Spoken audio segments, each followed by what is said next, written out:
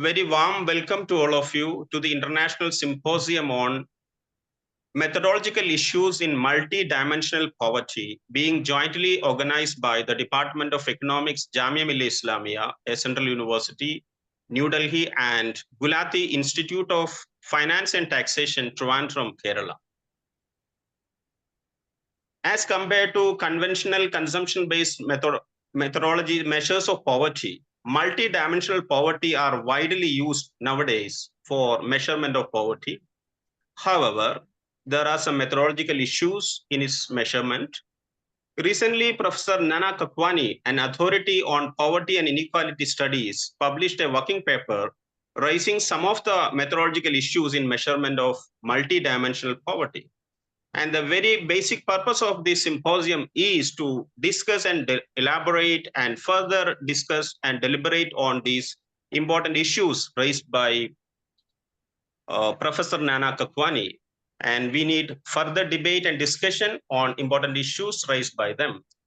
And in this symposium, we have a galaxy of experts who are authorities on their own. So there does not require any introduction. And the keynote speaker of the day, as we know, is the Professor Nana Kakwani, who was the former head New South Wales University, Australia, and is very popularly known for his Kakwani Index. And I welcome you, sir, to this important symposium. And the ideas you have raised in your working papers will be deliberately discussed. Thank you very much for joining us. And the moderator of the day is Professor K.J. Joseph, Director, Gulati Institute of Finance and Taxation, Trivandrum. Thank you very much, sir, for collaborating with us in organizing this important event. And the discussions in these important events are Professor Suman Beri, the Vice Chairman, Niti Aayog, and he is yet to join, and Professor Amitabh Kuntu, who is the Professor Emeritus, JL University, Gujarat, and former Dean, School of Social Sciences, JNU. And we have with us Professor Achin Chakravarti, who was the former Director, Institute of Development Studies, Kolkata. Thank you, sir, for joining us, and I am sure we will have a very charged discussion and debate in this 2-hour discussion in this symposium. And with these words, I hand over the floor to the moderator of the session, Professor K.J. Joseph, sir. Thank you, sir. Thank you, Professor Ashraf. I once again most warmly and with a lot of affection and respect welcome all of you to this wonderful evening. Especially I welcome the key speaker of the day and the moderators, and of course my colleagues from our collaborating institution, Jamia Millia, and my colleagues from the Gulati Institute, and of course all the friends of Jamia and GIFT who have online joined for this meeting. In any symposium or any seminar, a major risk that the audience have to face with is the moderators over intervention. I think I should be very careful about it. Sometimes moderators take more time, and some of the moderators put the presenter and the discussants into too much of trouble, and of course the audience. I will try to not to be in that category, particularly because poverty is not an area where I have not done any work. At the same time, as a student of economics, you know that after last 40 neoliberal years, India has a lot to claim. We have, in a sense, succeeded in the art of cooking high growth rates, but inequality and exclusion, as articulated by Amartya Sen and of course our esteemed speaker of the day, has crossed the limits beyond our accepted levels. And there are statements like during 10, 15 years of neoliberal reforms, India has been able to lift over 200, about 300 million people out of poverty. It is in fact true, but poverty is a phenomena that has to be seen in its entirety rather than looking at it as a narrow indicator in terms of purchasing power or consumption. And this is indeed the contribution of the speaker of the day. As you are aware, he is our most respected distinguished professor of the Gulati Institute of Finance and Taxation, and we take pride in having such an eminent fellow to be among us. More importantly, he is the most respected and appreciated teacher, and the manner in which he is linking fiscal related issues, fiscal issues to basic development problems of inequality and poverty are really unmatched, and it is only Professor Katkwani could do, thanks to his accumulated knowledge, eminence, and of course, his commitment to the cause of poverty and inequality. I'm not going to speak about the speaker because such speaker as Professor Ashraf rightly said, he doesn't need any introduction, particularly in the world of Google. But to say the least, here we have a wonderful academician, a person who has accomplished anything that an academician would love to accomplish in his life. This is also applicable to all the discussants who have kindly joined, and I'm very happy to see my most beloved and respected friend and I would say philosopher and teacher, Professor Amitabh Kundu over there. Thank you, sir, for joining. We have been waiting for you. I know you had a very hectic day. I'm sorry that I couldn't give you a call. I saw your email. I know how you managed to reach here. I know it is because of your affection and love towards us. You have taken the trouble. Thank you. Now, Professor Kakwani, as I said, he has, apart from his Kakwani index, which Professor Ashraf already said, he has been influential through his high quality research and publication in influencing the global policy and policy actions of multilateral institutions that no academicians, hardly any academicians could match in his area. Professor Kakwani, once again, on behalf of these two institutions and the friends of these institutions who have joined in this wonderful evening to listen to you, we welcome you, and I invite you to deliver your make your presentation. Over to you, Professor Kakwani. Thank you, Professor Joseph. Very kind introduction.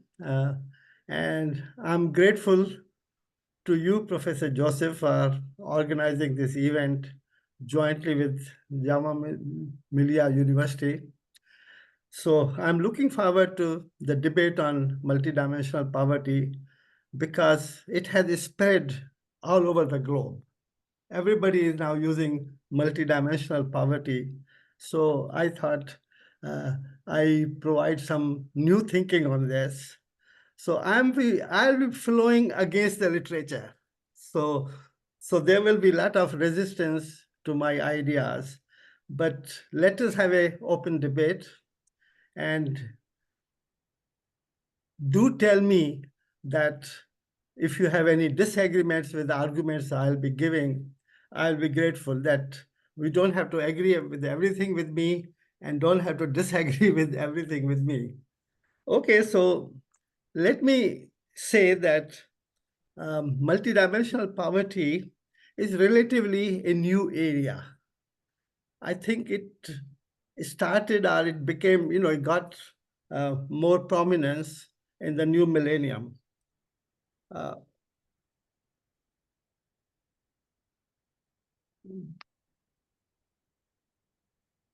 So let me start the definition. It came into prominence with the World Bank's definition of multidimensional poverty. So according to 2000 World Bank Development Report, the multidimensional poverty is defined as pronounced deprivation in well-being. So it is not the consumption poverty according to the World Bank, but it is the well-being poverty. So this definition raises many questions. How is well-being defined? What are the elements necessary to ensure decent level of well-being? These questions are not by any means easy to answer. So, but it was Sen's seminal work on well-being. His conceptualization of well-being has been the most comprehensive, and he defined well-being in terms of functionings and capabilities. Now, functionings are directly related to what kind of life people lead. In contrast, capabilities are connected with people's freedom to choose the life they want to lead. So the poverty is also a human phenomenon. And Sen has articulated well that it should be focused on people, So according to Sen, people's well-being must be concerned with people can or cannot do and can be and cannot be. So this is the basic definition of well-being that I will adopt in this presentation.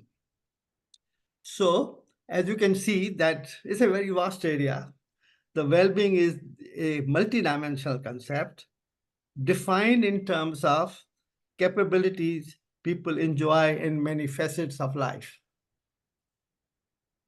So the World Bank's definition of poverty is based on capability deprivation, that how many capabilities people are deprived of, under which a person is defined as poor if they face failure of some basic capabilities. And basic capabilities may be socially determined. How we determine which are the essential basic capabilities for poverty measurement.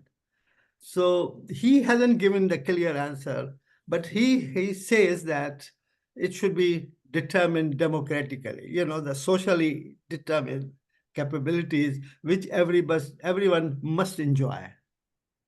Okay, so entire literature is revolves around this definition. It is a powerful definition, widely accepted because it captures the deprivation that people suffer in many facets of life.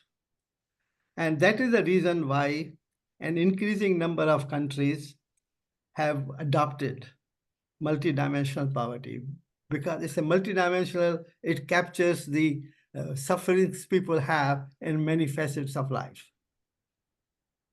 Now, the question I'm raising which I call it a pertinent question.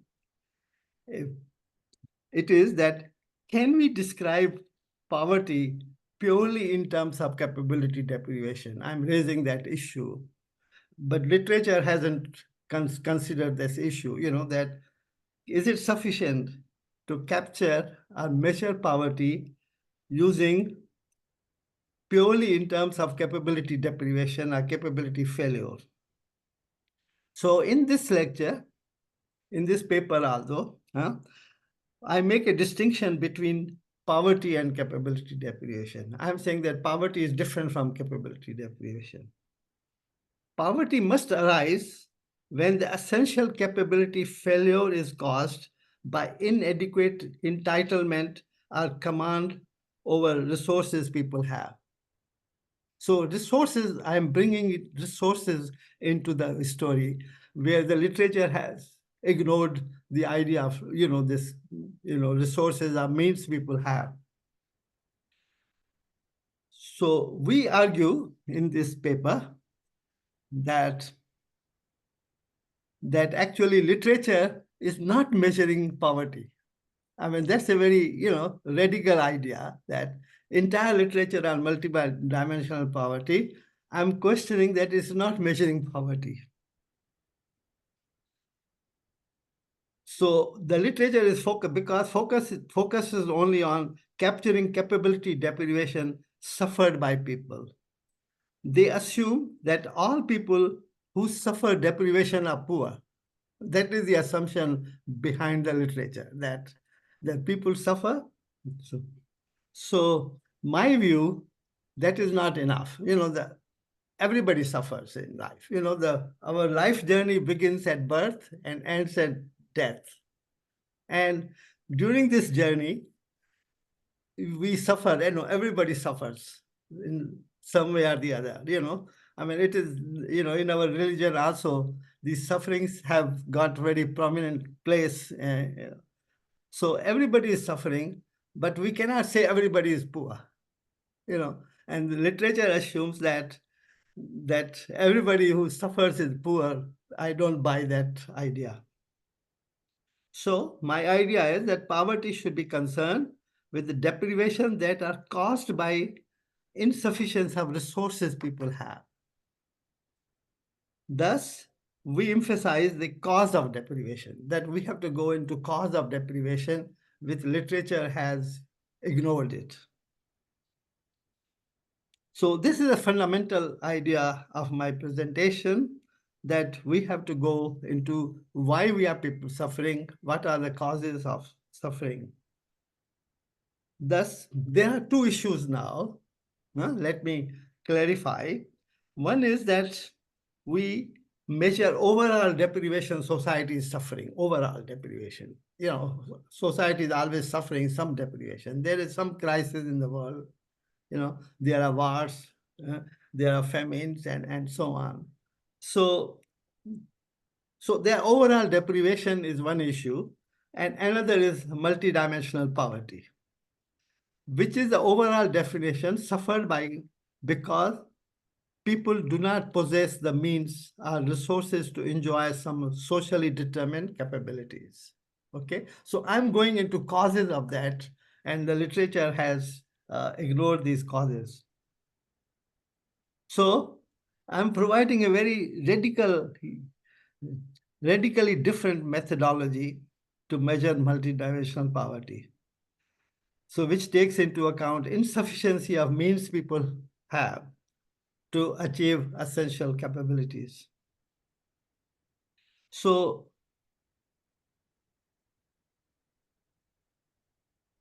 multidimensional poverty, which I perceive from the literature, is that it is focused only on capability deprivation. That means it's attempting to capture the deprivation, all deprivation suffered by the people. I mean, it's a holistic approach. But that means that it's a holistic approach, but also it becomes very complicated. Okay. So that is why the literature, there has been a lot of controversies about measuring multidimensional poverty, because it is focused only on capability deprivation. People suffer in different facets of life. Now, interestingly, many countries have now adopted multidimensional poverty. The emphasis has now shifted to multidimensional poverty. So multidimensional index, developed by Alkire and James Foster. I call Alkire as a mother of multidimensional poverty. Now, that has spread, through UNDP's development report. It has spread. It has measured in 110 countries. So it's enormous, changes have taken place. Enormous thinking has changed, Mexico adopted in 2009, and then India and Philippines are the two major countries which have adopted recently. The Philippines, I have a close friend, Balisakan. He wrote a paper in multidimensional poverty in the Philippines.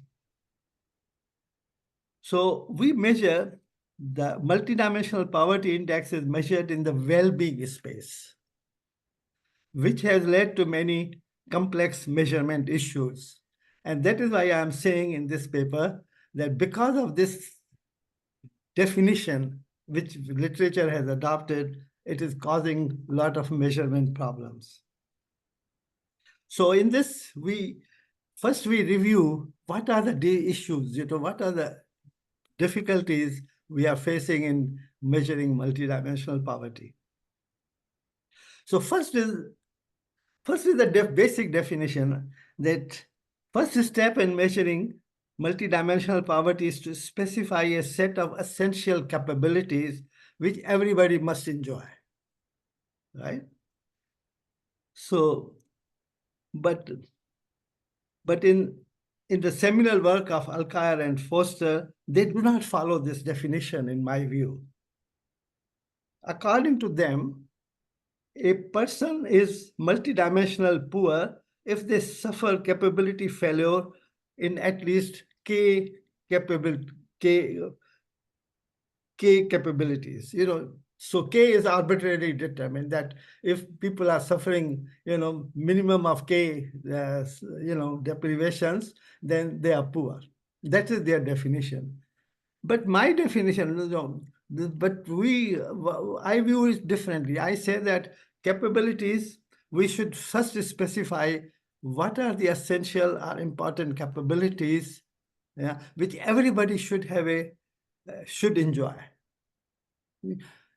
Because, we should not say that, if you enjoy some capabilities, not any others, so it's average out. That's what they are doing, the capability deprivation, that they are ignoring. Yes, the person can be poor or non-poor, whether he, suffers deprivation in some capabilities and does not suffer in other capabilities. I think that is the main issue, my main contention, that the problem is even defining what is multidimensional poverty.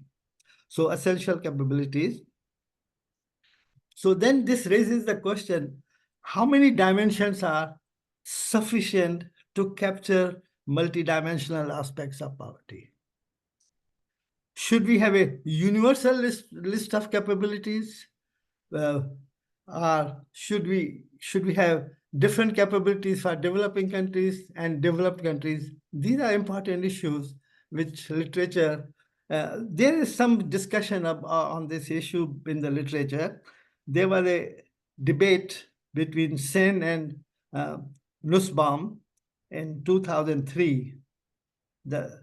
Sen being the architect of the capability approach, our capability deprivation approach, has not committed to any particular list of capabilities. He hasn't said anything that,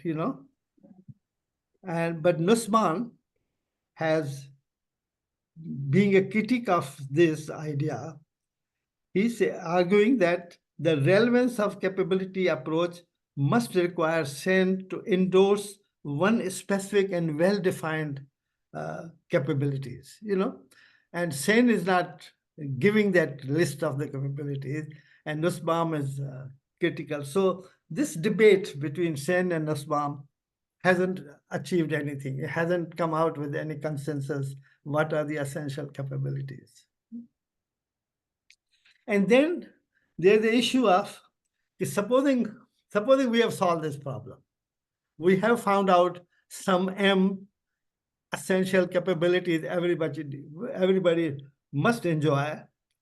Supposing we have found out, then to get the deprivation, we have to have a cutoff point that what is the level of capabilities below which person is deprived. Okay, so these are the cutoff point. But point is that, in my view, no method exists to construct deprivation cutoff points. Let me give you an example, that life expectancy at birth, the developed countries, some problem? No issues, no issues. Please Okay. proceed. So what is the cutoff point, when you people suffer deprivation? Say in developed countries, the life expectancy, say in Australia, is around 85 years, right? So when people, our society is suffering deprivation, should it be 70 years or 65 years of life expectancy, which is the cutoff point of poverty or deprivation? Huh? I don't know how to define infant survival rate. Is it 700 out of 1,000 is the cutoff point? That are so we have no idea about how to determine this cutoff point. But in case of conventional definition of poverty, we find out the cutoff poverty line for using some kind of nutritional approach, that people should have enough nutrition and all that. But here, in case of, infant survival rate, mortality rate, or educational level, how many years of education we require to function in the society, So we don't know. My answer is that we don't know how to find out the cutoff point. So that is a fact, that I want to point out. And then there's a trade-off. I talked to the trade-off. Multidimensional poverty indices, they are obsessed with finding a one single index and then say, okay, how many people are poor on the basis of that index. So when you have a single index, so then we cannot avoid the trade-off.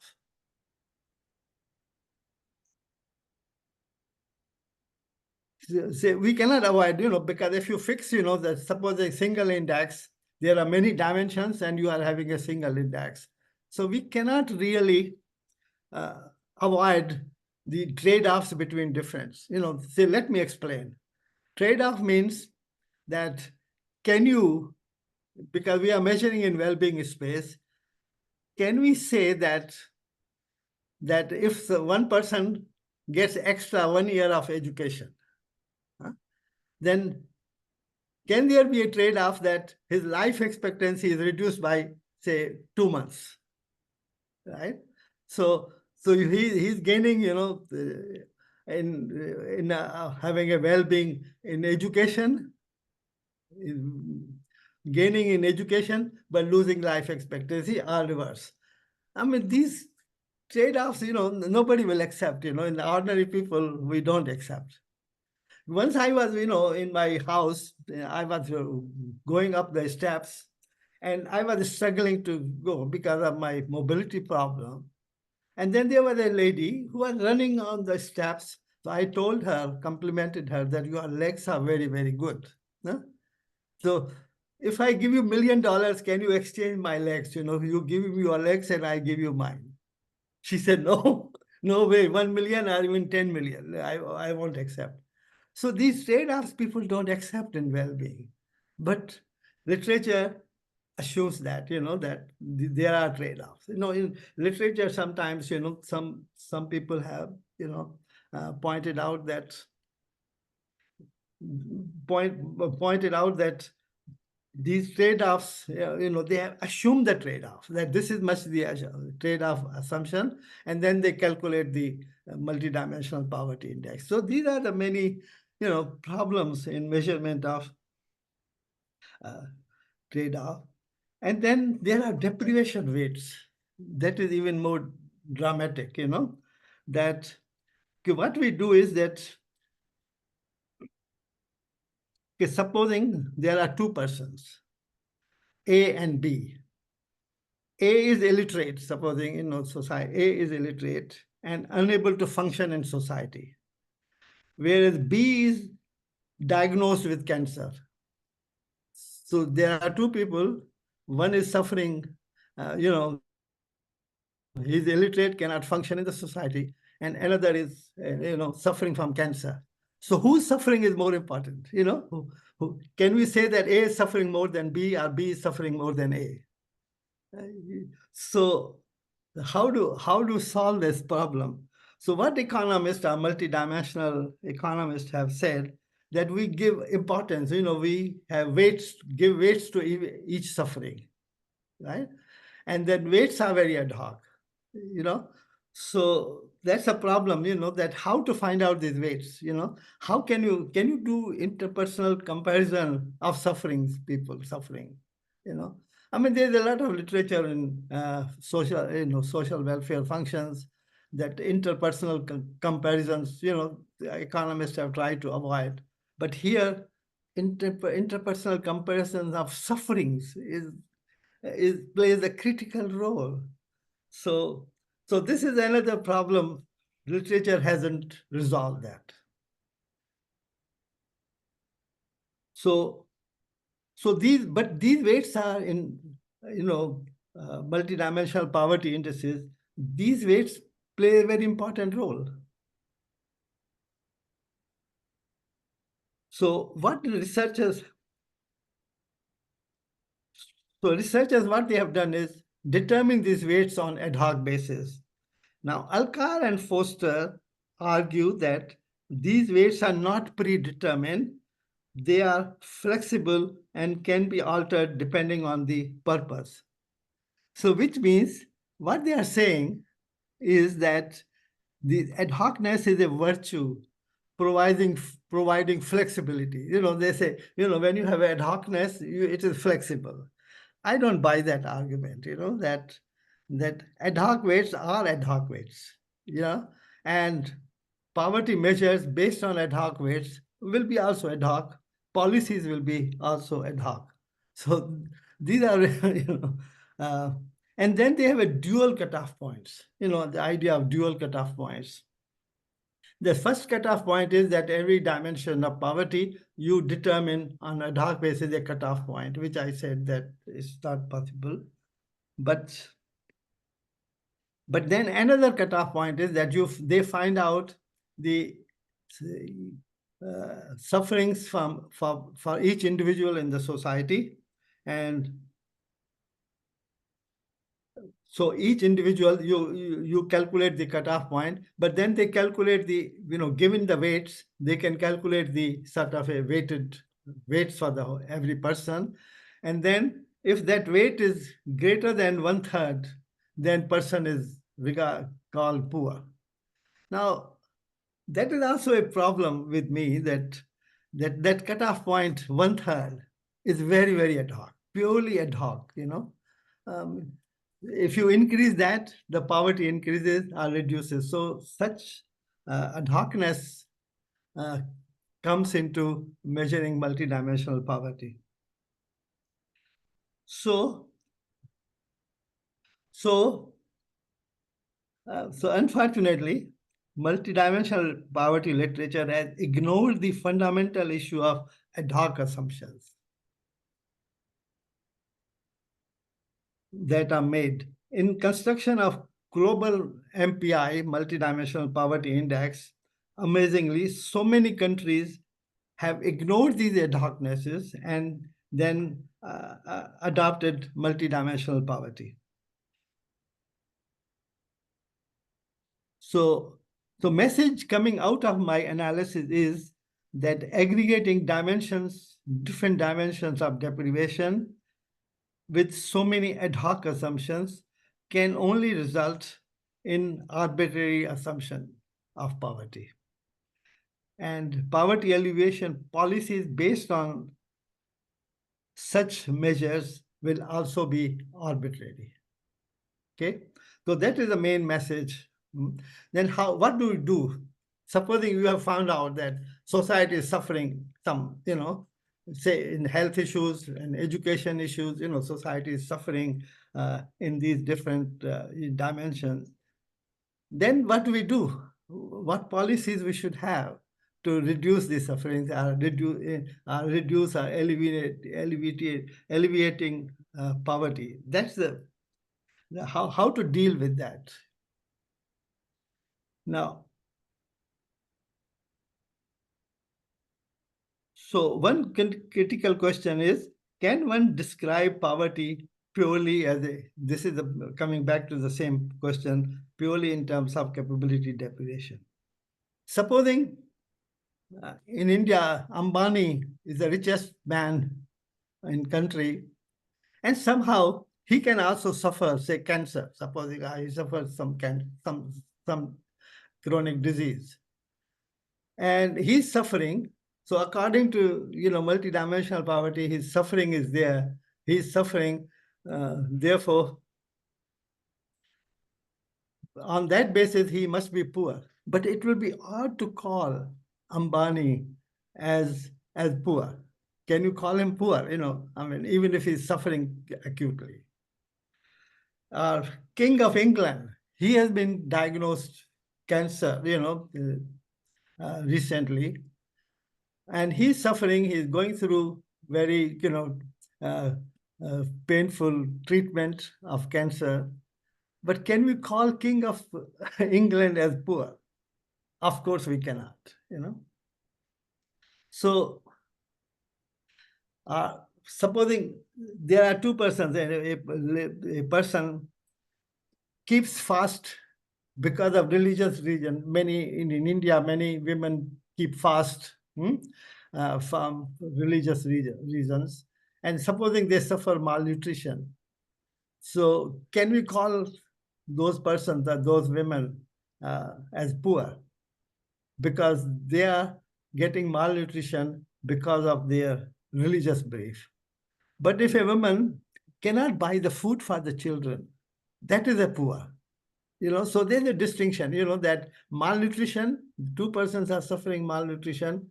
One is because of religious beliefs, another is because cannot have means to buy food. So we cannot, because of religious belief, you cannot call that person as poor. But if she cannot buy food for the children, then it is a serious issue of poverty.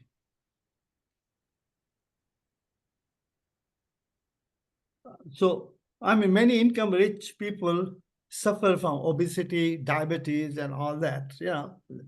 Sufferings are there, but some of the sufferings are because of their own behavior.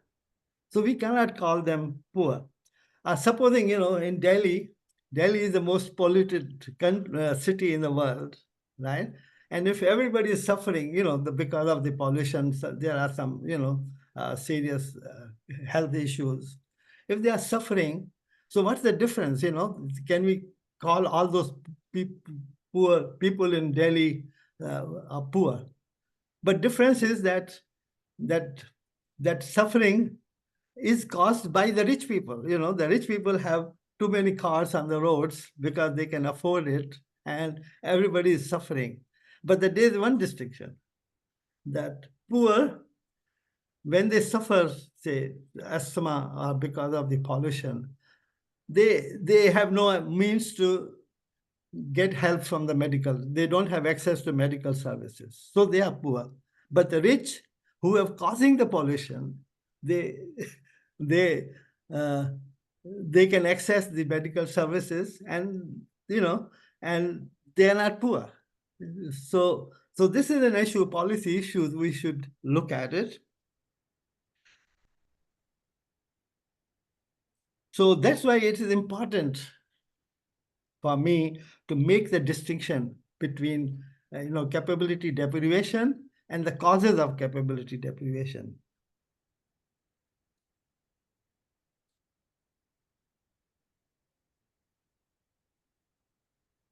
So in this case, so if we have to look the poverty, multidimensional poverty, from different point of view. I mean, capability deprivations are there, but we have to go into causes of poverty. And the multidimensional poverty, the way it is measured, the government policies, because it's in the well-being space, prices don't play any role. People's incomes don't play any role.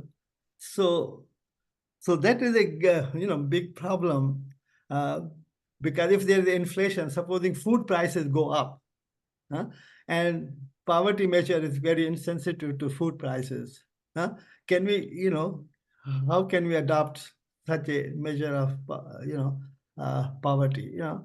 Prices play a critical role in poverty issues, in the lives of the poor. So what I do, how do I solve this problem? Now, multi-dimensional poverty is concerned with failures of basic capabilities. So I make the distinction, there are two kinds of capability deprivations. One is outputs and outcomes. Let me explain. Say life expectancy at birth is an outcome, because life expectancy at birth depends on several factors, people's genes and, medical, whether they have access to medical services or genes and, metabolism and so on. So these are the outcomes we have no control. Supposing, someone is suffering from cancer, what government does? How to deal with that issue. They say, okay, we give access to the medical services, that's the only way. So access to medical services, I call them outputs, so you have outputs and outcomes. Outcomes, we have no direct impact because people's behaviors are different, people's health is different, say education, for instance, what children learn ultimately, whether they become literate or not, we don't know, right? So that is an outcome, but we know but output is that all children should have access to education. Every family should have means to be able to educate all its children. So there's a distinction between outputs and outcomes. So how should we measure poverty? Should we measure by outputs or outcomes? So my view is that we should have a poverty. Should we measure by outputs or outcomes? So my view is that okay. I think we measure by outputs or outcomes. Yeah.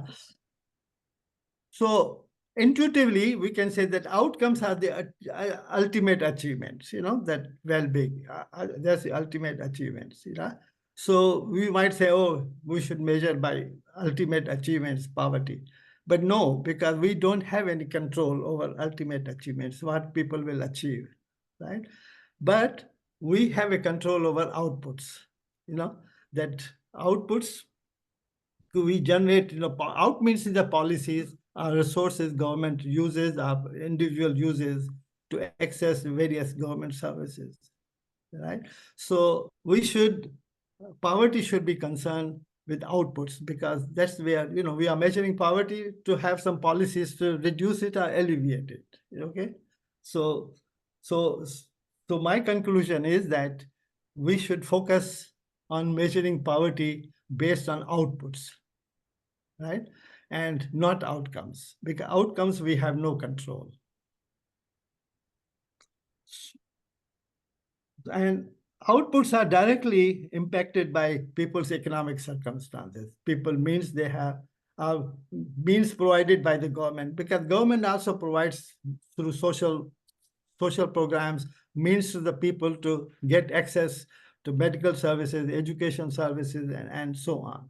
So that's the only way you can reduce poverty, that you should focus on outputs for measuring poverty. But if you are measuring the overall, well-being of the population, like sustainable development goals and all that, then we should focus on outcomes, right? But poverty is different. So poverty should be measured on the basis of outputs.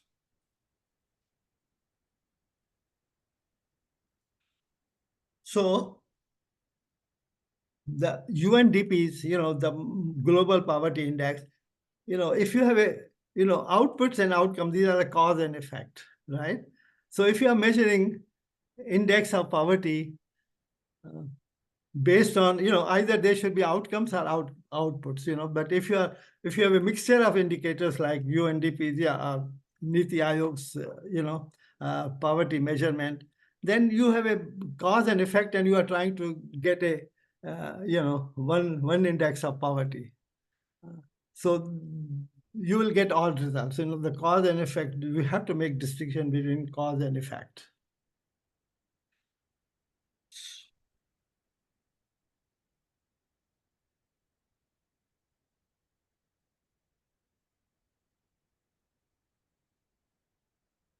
Give you an example. Let me compare, for instance, health system in Australia and America. In America, we have heard that almost 50 million people have no health insurance, So when they become sick, they cannot access the, health services in America. But Australia, everybody has an access. It's a universal health care. So I would say, so the difference is that in America, being the richest country in the world,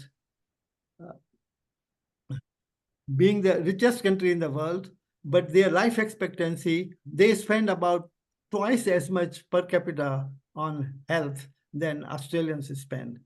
But life expectancy at birth in Australia is 5 years higher than America, So which means that American system is, not equitable. It is it's based on the completely purely private sector.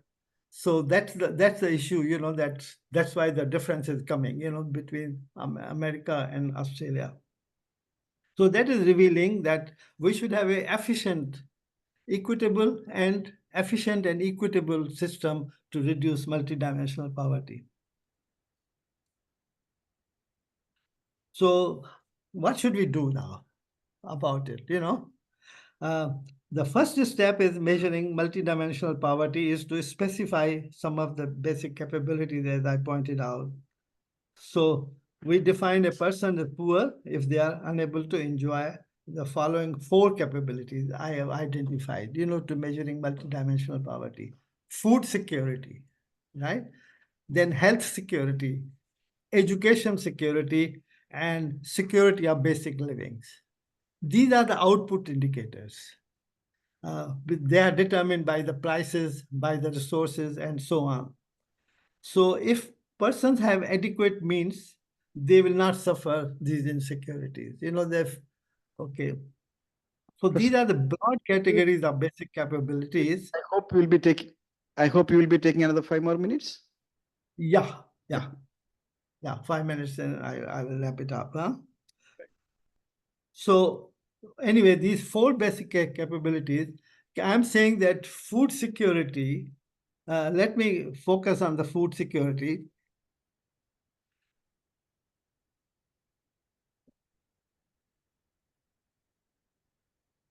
Now, food security is a basic necessity for all humans.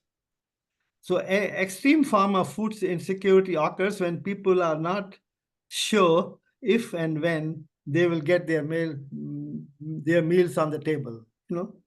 They can suffer hunger. But that's an extreme form of poverty, But what I'm pointing out that person is food insecure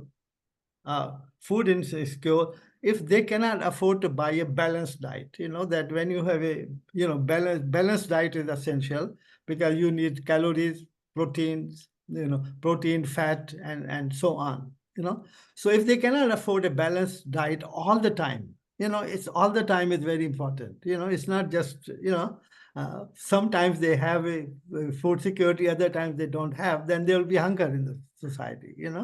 So food security that people have, are able to afford the basic, nutrients like, calories, energy, protein, fat, and so on. So balanced diet is essential. Even in America, for instance, the people buy, fast food is very cheap, and they buy, and then they become obese in America. They are suffering, quite a bit. So that is important. And then next is health. Health poverty, Now, throughout the world, the inequity in health, our observed data shows that a lot of people suffer. They do not have access to health services. Generally, the health services, even if provided by the government, sometimes the rich people have more access than the poor people in health services. So we have to improve health services. We have to bring efficiency in health services. We have the doctors uh, who are well qualified, our equipment, they have a means to diagnose all the diseases, so these are the efficiency issues. But then there's an access to medical services. These are the, access is, equity. So we have to focus on both uh, efficiency and equity in medical services. And similarly, education also, that if a family cannot afford to educate all its children, school age children, whether in primary school or secondary school and so on, then they are poor. The access to education services and quality of education is very important. That quality of education, if teachers are not teaching properly or they're not coming to the classes, and that is, inefficiency in education services. So poverty reduction, we have both efficient education system, and also we should have equitable education system, that every child has a fundamental right to get education irrespective of its family circumstances. So, and then, then people have, so this is the education security, and then we have sort of living conditions. The people have, should they have clean drinking water, can they afford electricity and all that, So these are the issues, more important, real poverty issues, than just measuring the sufferings of the population. So maybe I should stop and discuss. But anyway, the point I'm making is that the way I'm measuring poverty through the outputs, then you can get the evidence. You can use people's income from household surveys. You can, people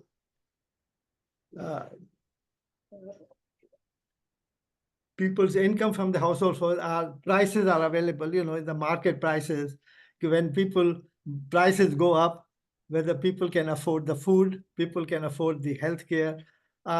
So if healthcare cost goes up, multidimensional poverty, the way it is measured, has no impact on poverty. That's not acceptable. These are very important issues for measuring poverty. In fact, I must emphasize that Bollywood movies, they have depicted poverty much better. That we see. Olden days, a lot of movies were on poverty. That mother is dying, they cannot get the doctor, or heroes goes and buys the medicines and so on. So a lot of sufferings come. So these issues are not covered by the entire literature of multidimensional poverty. Okay, I've taken too much time, maybe. Yeah, thank you very much. Dear colleagues, friends, you have heard Professor Nana Kakwani, our distinguished professor, based on a discussion paper he published in Gulati Institute entitled Multidimensional Poverty, a New Thinking on Measurement. I am very sure that all of you will agree with me to the fact that his presentation was interesting, insightful, while at the same time highly provocative. I'm not here to summarize what he said because he's presented the whole thing in such a lucid manner that any common man on the street could understand what he was trying to send the message across. But to say the least, he deviated from the mainstream approach, which considered poverty as a capability deprivation. He was essentially looking to the roots of deprivation. And I'm very sure there are rich policy insights that could be taken. And we have, I think he deserves at least 3 rounds of applause for this wonderful presentation. Thank you very much, sir. Please accept our appreciation for it. Dear friends, we have a really outstanding scholars today to discuss and take the discussion forward. And we have Professor Suman Berry, who I hope Professor Suman Berry is available now. He has joined. I know that Professor Suman Berry has a. He had to leave. He joined. He heard most of Professor Nanak Gagwani's. Yeah, I discussion. think I could see him, but I think Yeah. is he there now? Professor, He left. He Suman Berry, left. is there online? He I left. was instructed that we would start with him because he has to leave. That's why, in fact, I also Yeah. interrupted in between. Yeah. Professor Suman Berry is there? Hello? No, Professor Sumanberi left. Dr. Sumanberi left. Oh, really? Okay, fine. Uh, I think I think I have the great pleasure of formally introducing a wonderful scholar, a remarkable human being, and a great friend and a person whom I keep in high esteem. I'm referring to Professor Amitabh Kundu. Apart from his academic credentials, I had the privilege of associating closely with him while I was a professor on deputation from Center for Development Studies to Jawaharlal Nehru University's Center for Studies in Science Policy. He was so generous, and his office was just above our floor. He would come down and he will take me to the canteen, and the companionship, the camaraderie thing, and the affection and the help Can that you he has bring me a given me pen if you have? very difficult times in Oh, my yeah, life, yeah. I cannot forget in my life. But now coming back to the more professional aspect of it. I know from the students of CSRD, where he was a professor, later he was the dean of the School of Social Sciences. Professor Kundu was the most appreciated teacher because my own wife was a teacher, was a student of himself. And he used to call me, Joseph is my student in law. That's it. I think you hopefully remember your naughty words. Professor Kundu is, he superannuated from Jawaharlal Nehru University. And after that, unlike many other professors here, he has been scaling heights in his academic profession. And, he was, currently he's also associated with different institutions like Research and Information System in developing countries, with whom I also had a fortunate associate. He was associated with the CSD in Delhi, and he's chairing the committee overviewing the survey of Swachh Bharat mission. And, it's one of the prestigious, program of the government of India. He was the regional advisor on poverty at UNSCWA, Beirut, during 2017, and consultant to government of Sri Lanka during 2016, apart from many other associating with many other multilateral organizations and other developing countries.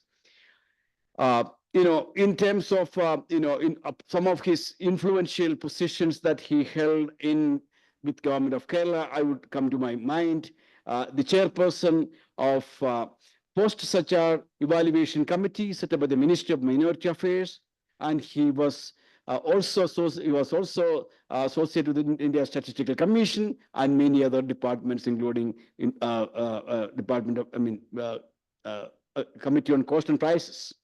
So apart from that, he has got numerous academic affiliation with with much well-known universities in the world.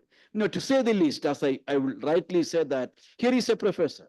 He is an academician who has accomplished everything that an academician can aspire for, be it as a teacher, be it as a wonderful supervisor, be it as an affectionate colleague, and be it as a person who has been helping policy making, be it as a person published enormously, more than 3 dozen books, over 300 articles, and making his presence every day felt, even today, in the national media, particularly in the written media. Sir, we are really privileged that you have agreed to be with us. I would like to get you in, as I was telling you many times, I would like to get you in Trivandrum at the earliest, in person, to interact with my students like Professor Kakwani. Over to you, Professor Kundu.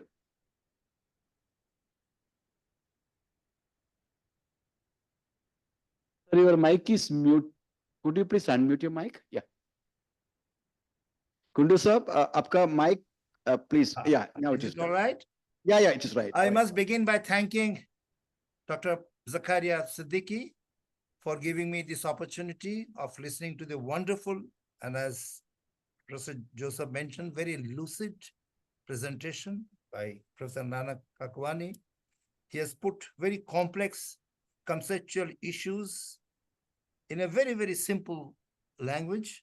And also the great opportunity that Dr. Siddiqui provided me to meet my friend who is long lost. You know, he has high respect for my academics, my research, my human qualities, but he doesn't have that much of time to meet me when he comes to Delhi, and not even 1/3 of the time that he gave in introducing me. Thank you, Dr. Siddiqui, again. I must say that I'm very impressed by the very lucid, simple, and exhaustive presentation. But I'm not able to really decide whether I agree with him or I don't agree with him. I'm not very clear about the purpose of this exercise that Professor Nanak Kakwani has carried out, and I would like to get clarification on that. As far as one proposition that he made, I entirely agree with him. And that proposition is multidimensional poverty, as has been put up to the world through UNDP, Sabina Alkire Foster, is full of ad hocism. Choice of indicators, the cutoff point for indicators, deciding how many indicators should be taken in for censored poverty and uncensored poverty, they are full of ad hocism. And I rightly pointed out any measure which has so much of ad hocism would give an ad hoc measure, and the policies based on that can also be ad hoc. On that point, I entirely agree with him. All that I would like to mention here in defense is that those who are talking about multidimensional poverty, using it in planning and programmatic intervention, they were not terribly impressed by the theoretical sophistication. No, everybody knew it's an operational measure. It was introduced because consumption expenditure data has huge problems, right? There is a small sample, large sample, prices, weekly reference period. There are huge problems in the consumption expenditure data being reused, and there are a lot of, inaccuracies which crop in. So some people thought that instead of looking at that, there are so much state level variations, in the prices. To avoid all that, let us look at the outcomes, not output, outcomes, which are clear and measurable. The moment you talk about output, again, there are issues of how do you measure, but outcomes are measurable. So let us agree on certain number of indicators, and there's totally ad hoc that you chose economic well-being, health, and education. These three dimensions were used by UNDP. You construct similar indicators of deprivation, put it forward. And I have said that, well, if at least for 10 years, 15 years, you agree on that, we have some operational basis, because consumption expenditure-based poverty figures were not acceptable for many reasons. And to that extent, people did say, okay, let's take it for the time being. But nobody really believed that it is a high-level, sophisticated methodology which really can go into a theoretical journal. But Nanak said, and now I'm not talking about Nanak Kakwani, great Nanak Dev. And there I'm just quoting him to disagree with Professor Nanak Kakwani, saying that it's a very new measure, right? It has been introduced recently. I'm sorry, poverty has all along been considered to be multidimensional. Guru Nanak ji said, Sain itna dijiye jame kutumb samaye. मैं भी भूखा ना रहूं, साधु भी भूखा ना जाए. Now look at the definition. That my kutumb does not mean family. Even your relatives who are at distances, they should be covered in my capabilities. I should be able to take care of them. Main bhukha na rahu, sadhu, if somebody guest comes there is a responsibility to the society. And I have a feeling that you look at the entire literature everywhere, poverty has never been considered to be, in its only recent effort. Let's quantify. So that brought us this index. And you see, the multidimensional poverty has now come up, as one index. Even consumption expenditure is based on so many number of things to be aggregated. So there, I'm not very sure that it is a very new thing, because as far as the multidimensionality is concerned, I've worked on multidimensional indices. In 1904, psychometry used multidimensional indices to measure capabilities of certain kind. Multidimensional indices have been measured for developmental purposes. So I don't find anything new. I find this is an exercise which has been done for some operational purposes, cross-sectional comparison. And to that extent, I said, okay, let's go ahead. That's my first minor point. The second point that I think you have hammered it so many times, Professor Kakwani, that it is not capability, but capability which is because of lack of resources. Then you talk about, outcome and output.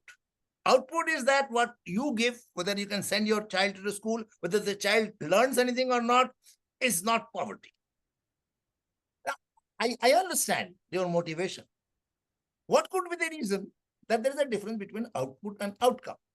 What are the other reasons for, let's say, capability not being there, not because of money, but for other reasons? What are the other reasons?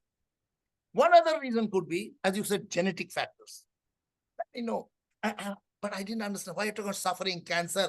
Cancer, neither the cause of disease or suffering has not included so far in measurement of multidimensional poverty. Child death rate. If you say, if some child dies because of cancer, that is not poverty. If if you're saying that, then it's a different matter. If ladies are suffering because of malnutrition, because of, let's say, their, religious beliefs, you say that's not poverty. Now, I would partly agree with you. But let me tell you, in measurement of discrimination, Okaka blinder model says, if the women are not going into the labor force because of their own, if they are remaining unemployed on their own, this is a discrimination. Because she doesn't go, because society doesn't allow them to go. Family doesn't allow them to go. And if you are measuring deprivation, discrimination, you should take societal pressures also. If somebody is not, some child is dying because the egg was not given to the child, because of lack of information, because of societal prejudices, as a policymaker, I would think that this is a serious deprivation. In Arab countries, women are forced to go for genital mutilation. I was responsible for the Arab poverty report, but I forced this to be included as one of the indicators of deprivation. Whereas many of the Arab countries said, nothing doing, this is our cultural practice. This is not because of lack of affordability.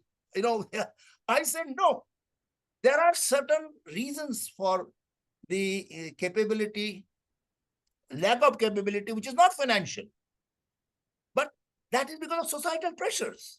So when I calculate deprivation of women in the labor market, I do not consider those women who are saying, sorry, I don't want to work because of my family. Why it doesn't happen in Europe, where the father-in-law is there, the woman can go and work, or the husband can stay back.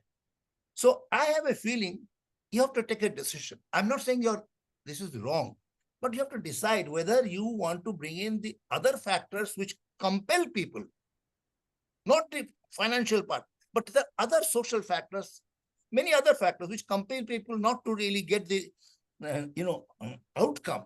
Whether you want to include that as a part of deprivation or it's a subjective matter, but I personally think that the moment you talk about capability not being backed up by resources is poverty, you create huge problem of measurement.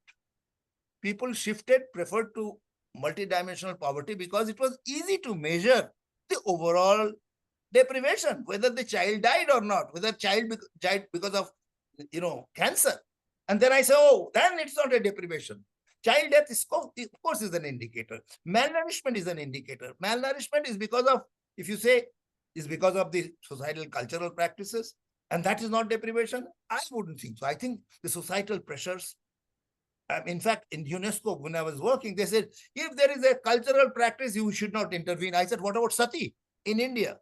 The woman being burnt alive, this is a cultural practice. Similarly, genital mutilation. So we fought for it. I said, no, if there are other reasons other than a lack of resources, which is resulting in a bad outcome, for policy purposes, government should be concerned about it. That's my submission. But nonetheless, there I think that if you consider to define it, there are measurement issues, huge measurement issues. If you want to separate outcome and output, or you say capabilities because of lack of resources, capabilities because of other reasons, measurement issues become very, very difficult.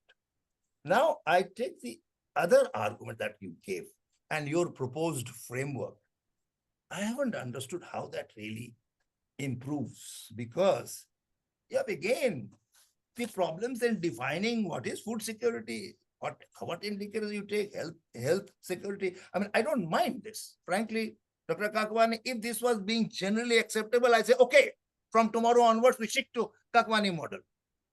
But you have to build up again consensus. There is some minor consensus which is around that, because Human Development Report was coming in, 10 indicators were given by Sabina Alkire.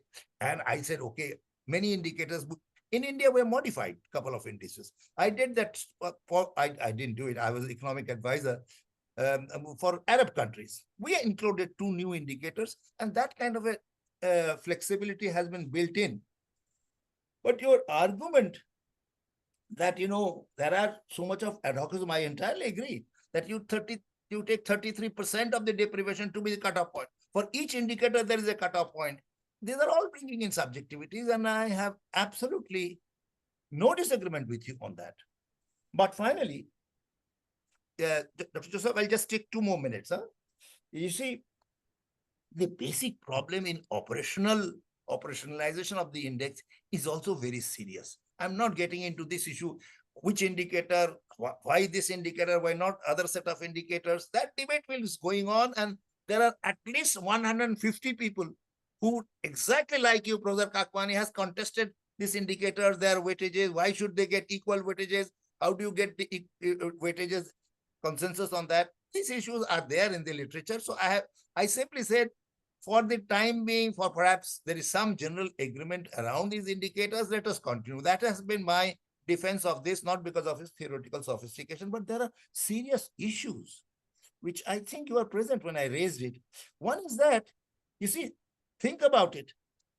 Basic concept in Amartya Sen's poverty measurement, that if there is one person even whose deprivation goes down, becomes non-deprived, the overall poverty should show that. It should go down. If one person in Sen's framework becomes from poor to non-poor, then overall poverty in the country will go down. This does not happen with multidimensional poverty. If in a family 4 children are not going to school and 3 children start going, the family still remains poor. It is measured at the household level. What about individual? 3 children have already started going to school.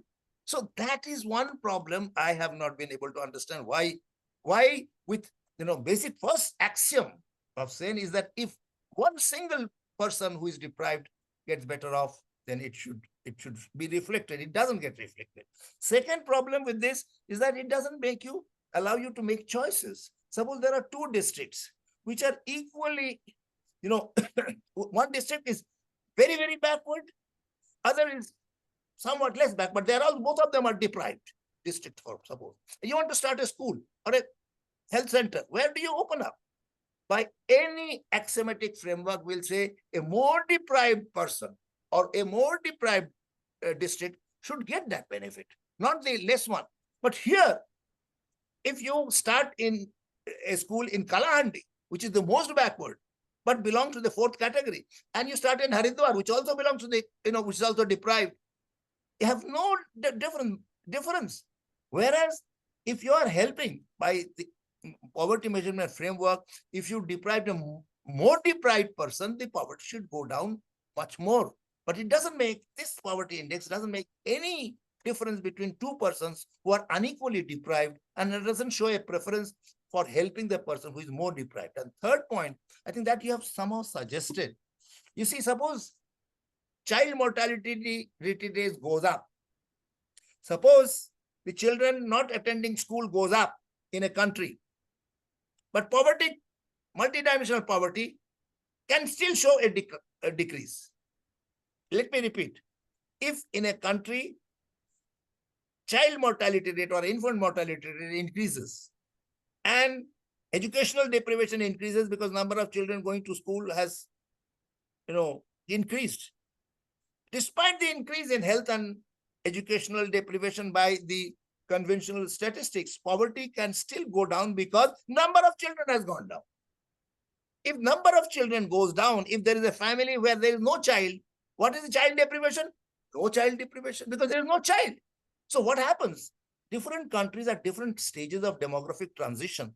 The countries where demographic transition is faster, number of children are less, automatically poverty will be less because there are large number of households who do not have any children, and the child poverty would be zero.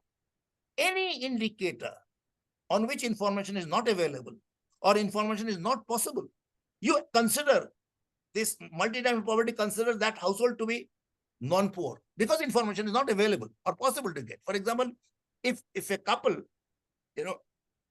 you have a gas in your house or not, that's the question. If you don't have a gas, but you are eating from outside, then automatically you're not poor. The most of the migrant laborers don't, they eat outside.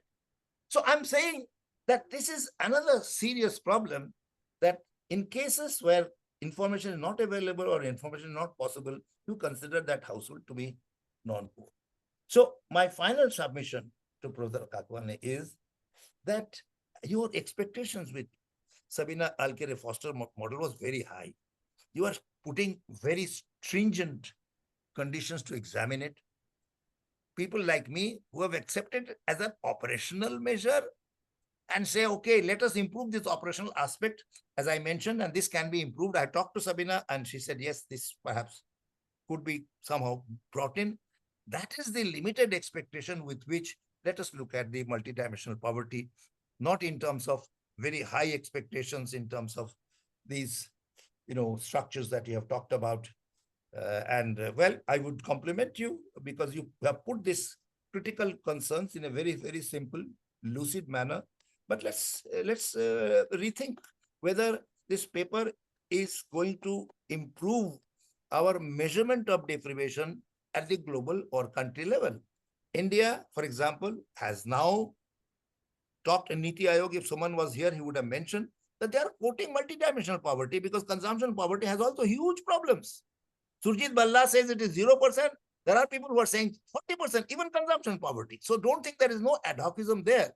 So it is now, if this Niti Aayog's acceptance has generally been recognized nationally, let's continue with this for some time till we find some better alternatives. That's my submission to you, Professor Kakwane. Thank you very much for your presentation. Thank you, Professor Kundu, Professor Kundu. I call you always Kundu Saab. None could enliven a debate like you.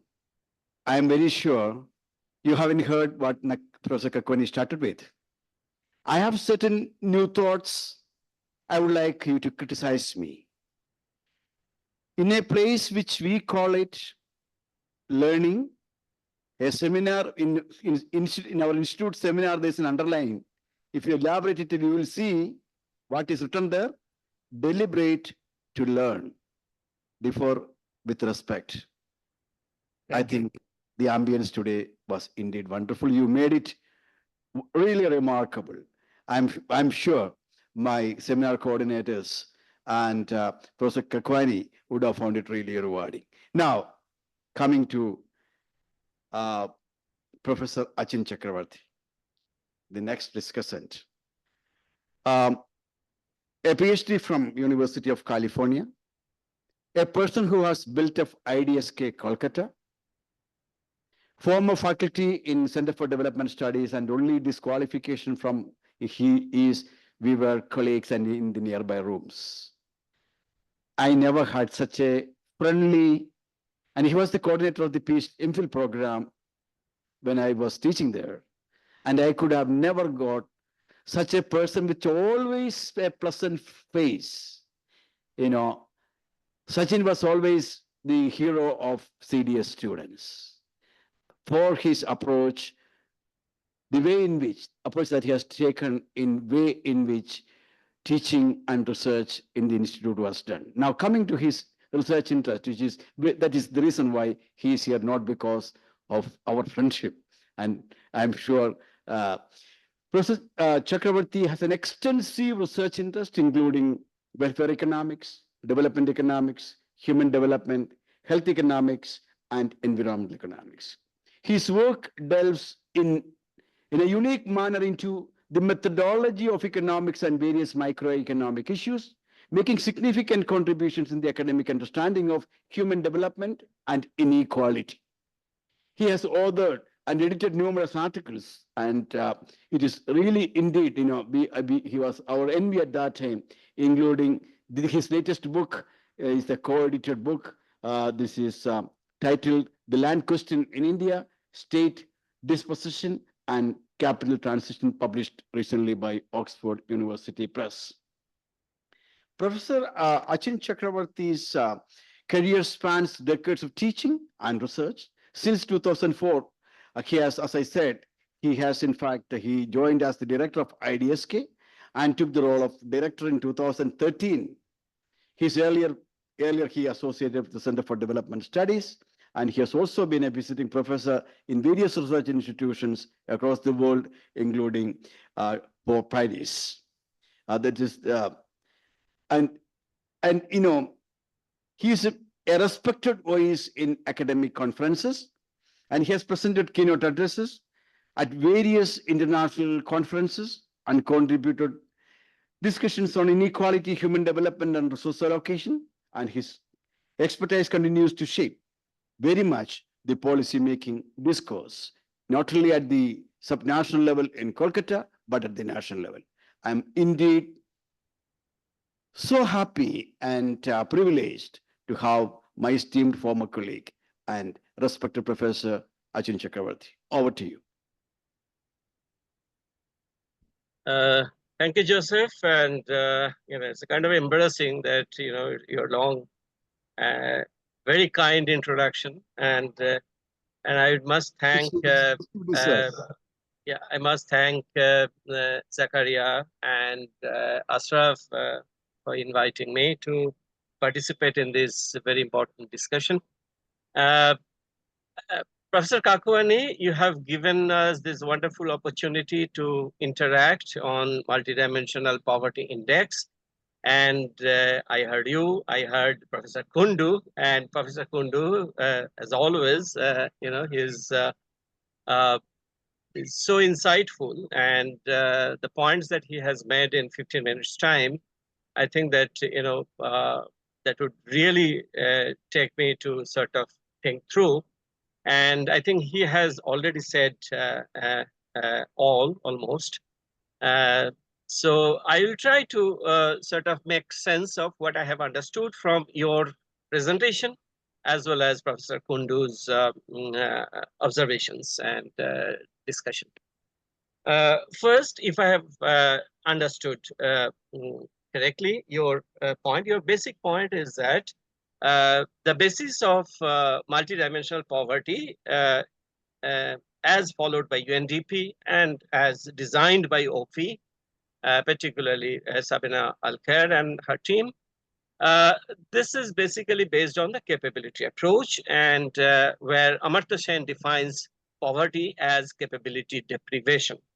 And your point of departure is that this poverty as capability deprivation, it's fine, but as we understand poverty should be something like something which is slightly before, which comes before outcome, that is output. And output deprivation is much more direct in a sense, And this output deprivation would ultimately matter as far as the policies go. So I think this is in sum, this is what you have done in your paper and your presentation. You have very nicely, you have elaborated on that. And so what is the problem with this poverty as capability deprivation as measured by certain outcome indicators? Now, the first point is that, as Professor Kundu has rightly pointed out, that you can go on discussing specific indicators to be included or not to be included in your multidimensional poverty measure. But the point is that conceptually speaking, it's neither outcome nor output exclusively, it's a mix. Because if you look at the indicators of MPI, global MPI, you'll find that the first two dimensions, that is health and education, they're more or less the outcome indicators. But the third indicator, that is the living standard, that third indicator, those the composite, the 6 indicators, they're mostly, I think, access kind of indicators, which in your term, it's in your coinage, they're basically output indicators. I mean, access to electricity, access to sanitation, those kind of stuff. They are not, strictly speaking, they are not outcome indicators as we understand. I mean, that's the first point that I'd like to make. So it's a kind of what Martin Ravallian would have said, that it's a mess up index rather than, it's conceptually, that kind of robust. So, but we won't mind because, as Professor Kundu has rightly pointed out, that globally now we have a set of data which is kind of comparable. So comparable data sets with comparable data sets collected at the household level. So now it has made it possible that you can actually calculate household level deprivation in multiple dimensions, and then you aggregate that. So it's from the same household survey, you get multiple indicators at the household level. Now that's another advantage of this kind of data availability, and that data availability perhaps has forced, has motivated the UNDP and OP to come up with this index, because we all get it from DHS surveys and in our case NFHS surveys.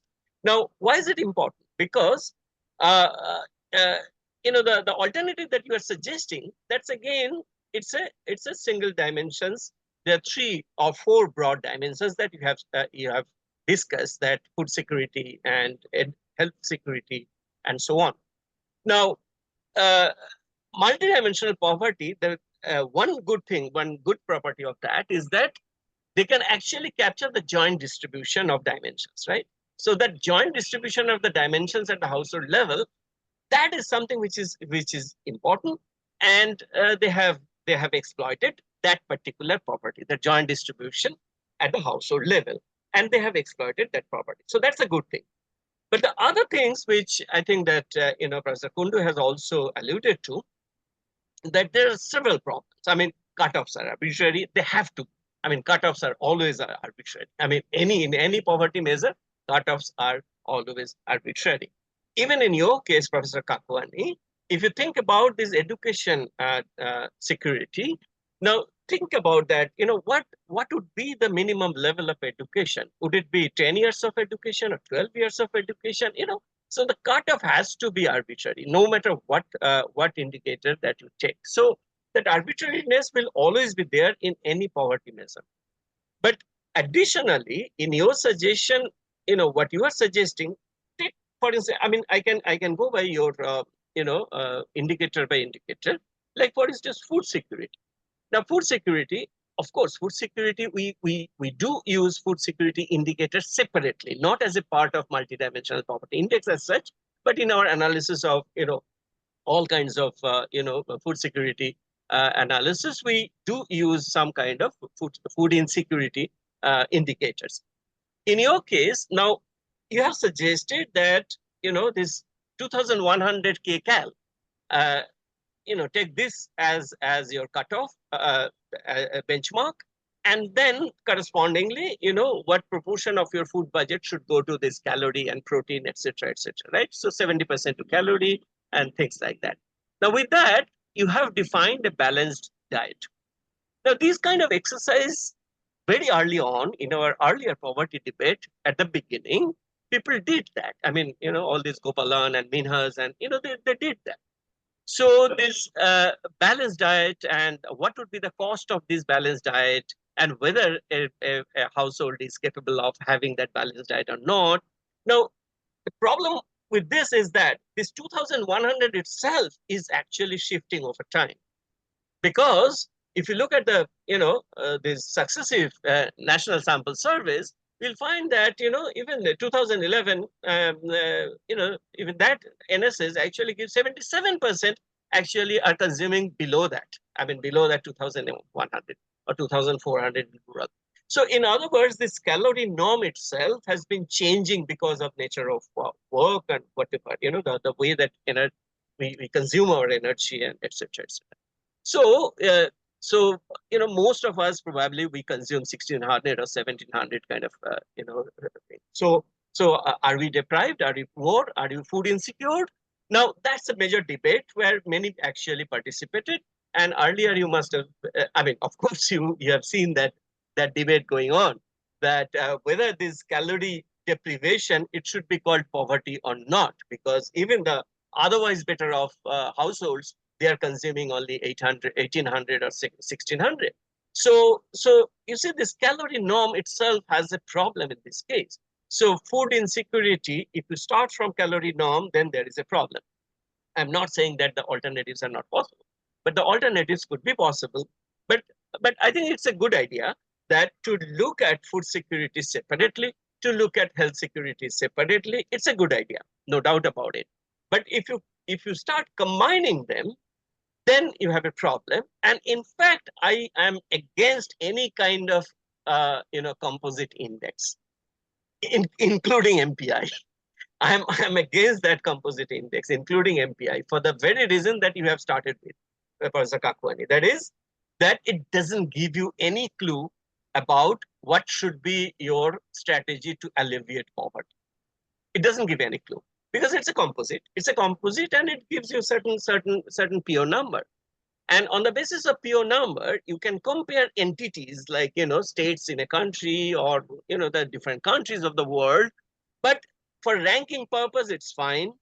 But for poverty alleviation purpose, it's nothing. You have no clue how to go about alleviating poverty in different dimensions. At the, at best, what you can say is that, what Sabina and others, they claim that, because of this decomposition, you can, to some extent, you can say that what are the different dimensions and their contributions to the overall MPI score. That's fine. So, maybe your health dimension contributes 30% of your overall MPI. Your education dimension actually contributes 50% of your overall MPI. That's fine. I mean, knowing that is a good thing. But that again doesn't get translated into your intervention, poverty alleviation program. Then the question is that when you assess poverty, now going back to Amartya Sen, he says that it's an evaluative exercise as opposed to explanatory exercise. It's an evaluative exercise as opposed to explanatory exercise. Now the question is that in an evaluative exercise, do we need to bring in the explanatory side of it or not? In other words, do we really need to have a causal model of some kind of deprivation in health or education to actually assess to what extent a household or a person, an individual is deprived? Now that's a crucial question, and I think there is no singular answer to that. That is whether we should go back to our causal connections, the causality part of it, so that from the causal connection, then we actually pick and choose those indicators where our causal understanding is better compared to others. Because in some cases, we really don't know how it happens. I mean, even as simple as undernutrition of children, we know that it's not the intake that actually matters. What matters is sanitation. So you see that how this, so these causal explanations evolve over time. Earlier, we didn't know that sanitation could be so significant in explaining child undernutrition, but now we know.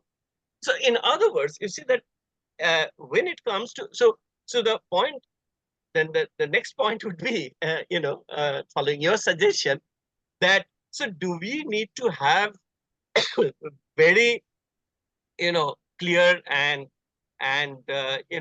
unambiguous kind of causal model before we get into poverty assessment? I would say that's impossible. That's impractical. So we may not have a causal model in our mind. We may not have enough evidence to support of any causal model, but still we can talk about deprivation in that particular dimension. So that's my point.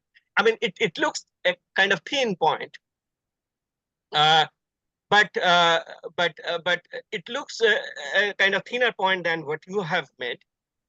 But please think about it, that I mean, that's a very, I think that's a huge requirement, that we need to have some kind of causality in our mind before we set out to measure poverty. I mean, I think that's a heavy demand on our knowledge. The last point, the last point I would say, I mean, I could go on, but I think that one point that Professor Kundu has made, it's very important. That is household versus individual.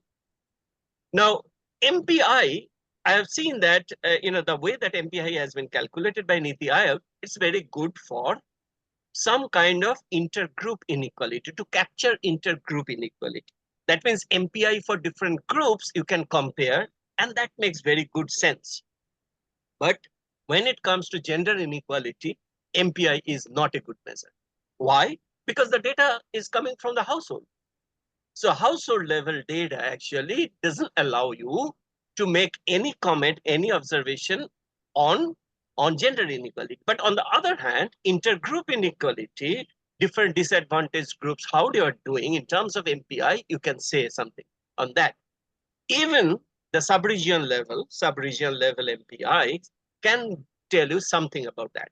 So finally, the final point is that, now, should I push it to a kind of individual level kind of information from household level information? Because household level information, as Professor Kundu has said, that that is really striking, that in a household, if instead of one child, there are 3 children who are not going to school, it doesn't matter as far as MPI is concerned, because at least one. So the way that indicators have been formulated, it may actually mask, different kinds of deprivation at the individual level. Now that is something which is a challenge, and I think that further work actually we need to supplement MPI with that kind of information. The last point is that I think that, to be fair to Niti Aayog, in fact, Niti Aayog, I can quote from that multidimensional, that India National Multidimensional Poverty Index Progress Review 2023. I can quote from there. It says that the MPI complements, with emphasis, monetary poverty measures by capturing additional information, including broader qualitative aspects of life like child mortality, housing conditions, and other basic services such as water and sanitation. So you see that Niti Aayog is very clear that what they are doing. I think that OFI and UNDP, they are also very clear on that. That is, they say that MPI complements monetary poverty measures, which means that the countries that you have mentioned, that some of the countries, they have actually got rid of their income poverty or consumption poverty measure. I think it's wrong. They're doing a mistake. So both should be there, and MPI actually must complement your consumption-based poverty or income-based poverty. So I think that's the last point, that instead of saying that they are substitutes to each other, Professor Kakwani, you may maybe I would like to hear from you that what about just seeing them as complements, because they're actually serving different purposes. They're actually giving different kinds of information. Now, no matter whether you call it poverty or not, that's a different question.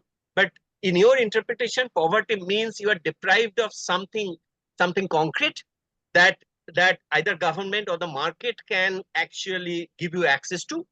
So I think that's your interpretation of poverty. And UNDP's interpretation is that it's the ultimate outcome, okay, which is the culmination of all of this. Now, whether you take the culmination outcome or whether you take just the intermediate kind of outcome, that output, it's a matter of debate. But since that outcome-based index actually is coming from the capability approach, and by the way, there is a deeper distinction between capability and functioning, because the indicators that we are using in MPI, those are the indicators of functionings, not capability. Capability is the set of functionings from which one can choose. So it's a set of vectors of functionings. So I think that, I mean, we don't have data on sets, right? So that's why your distinction between fasting and starving, I think that it's I mean, that's Amartya Sen's example as well. That is exactly why Amartya Sen conceptually makes a distinction between functioning and capability, because the capability, an individual's capability conceptually makes a distinction between whether you are starving or you are fasting. So that's the point. But if you look at the functioning, that is the actual level of undernutrition, then you are confused, because then they are indistinguishable. So I think that's a very fine issue. But at the data level, we can't do much about it, because at the data level, all we have is the outcome variable, which is called height or weight or BMI, etc. Now, those are, ideally speaking, those are not capability indicators. They're actually functionings, and functionings as ultimate outcome. So your fasting and starving that critique, I think that Amartya Sen himself actually has dealt with that. So it's not that. So you may like to rethink about that critique. So with these few words, I stop here, and thank you for giving me this opportunity. Thank you very much. And Professor Kakwani, thank you very much. And it's a wonderful paper, and it gives a lot of food for thought, and it really provoked us to think. Thank you very much. Professor Joseph, I have to go for another meeting. I've been waiting. I didn't want to leave without listening to Professor Chakravarti and Professor Kakwani's response. So I would listen to his response, and I'll leave for the next meeting, right? Okay. We must thank you, Professor Kundu sir. No, that's okay. I mean, Wonderful. they're waiting for me. I said, no, I will listen We to will get the- Professor we will get Kakwani. the- It's no, no, very I'm- unfair to leave after making a point and not listening to him. But I entirely agree with Professor Chakravarti. Yeah. Okay. I think, Professor Achin, I think you could not have, or rather, Professor Kakwani could not have got a better discussion than you for his such a provocative presentation. So I think there is, I'm not here to summarize it. I cannot, because it is such a rich discussion. But I mean, I would like to see that the problem is with how multi should be the multidimensional. And I think your discussions found you too radical. Had you been a little bit more incremental, they would have been less happy, they would have been less unhappy. And I think I don't want to elaborate. So I think Professor Kakwani would like to give a brief response, because people are, I think it's getting late. It is getting late. For you also, it is getting very late. You are 5 hours ahead of us. My dear, it is too late for you. Professor Kakwani, are you awake? Over to you. You think he is doing sleepwalking? I forgot it is Australia, my dear sir. I think it. No, Yeah, Professor Professor Kakwani is in Professor Kakwani, please unmute yourself. Professor Kakwani is in Los Angeles at this moment. So he's that early morning. explains. So, yeah, I'm very much awake. So, I think I would be happy if you could be a bit brief. My driver okay. is getting very Let angry. me, Yeah, because Yeah. I have to go in another 10, 15 minutes, but I want to listen to Professor Akwani's response, and then I'll leave. yeah, I I want- think this is the best discussion I ever had on my paper. Actually, I circulated my paper to many people, including James Foster, Sabina, and Sabina made some points, but James Foster did not reply. Berginen did not reply, but Nora Lusting replied it. So I think it's still, this I greatly appreciate both Professor Kundu and Professor Chakravarti for making very thoughtful points. I'm very impressed with all the discussions on my paper. Now let me say that, there are two issues which we are measuring. One is the overall capability deprivation, that how much whole society is performing in terms of well-being. That one issue, and then I make the distinction with the poverty. The poverty, I bring some kind of a causality, but it's not a strict causality what I'm talking about. I mean, causality, causality I'm talking about is that when a person is sick, suffering from chronic disease, and does not have access to medical services, then I'll say that it's an issue of poverty, because access is important. So basically, I'm talking about access to various services. If they don't have access, then they are poor. That's my contention in this.